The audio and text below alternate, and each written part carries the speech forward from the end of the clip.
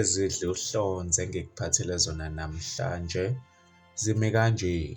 Uhlabe enyameni kwaZwela, udokotela wesintu uDr uKhehlelezi emva kokusiphendulela kuKing Bhaka.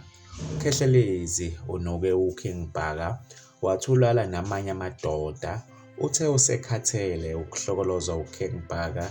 Into ezolamula nje le ngxabano phakathi kwayo ukuthi baye eRingini beyohlubana ngesibhakela, obese wabeke umkomelo ongango-100,000 wamarandi etafuleni. Wathi nje onqoba lo mqhudelwano uzothatha yonke le mali. Uthe okuzoxazulula le ngxabano ukuthi bahlubane ngenqindi nje kwaphela.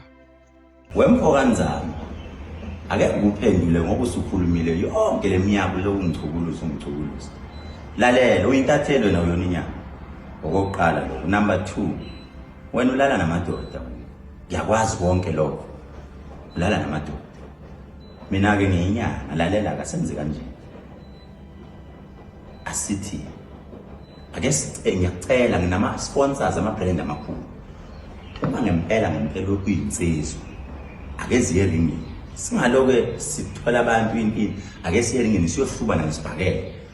Oyowina uyothatha 100,000 nama-sponsor amnika imali. Mina nawe ngiyacela mfowethu, sengikucela nge-challenge nje manje. Sike siye sibhakeleni manje. Sibeka ama-bodyguard, sike siye eNqindini ngoba imizi cha isasekhona ntatheli yamanga. Awukazi ngufonela ungazi qamba amanga lihlazi. Yilokho nje ngeke ngiphinde ngikhulume futhi angikhulumi mina ngoba ngubaba. Wena cha uyintombi yamanye amadoda. Ngiqedile.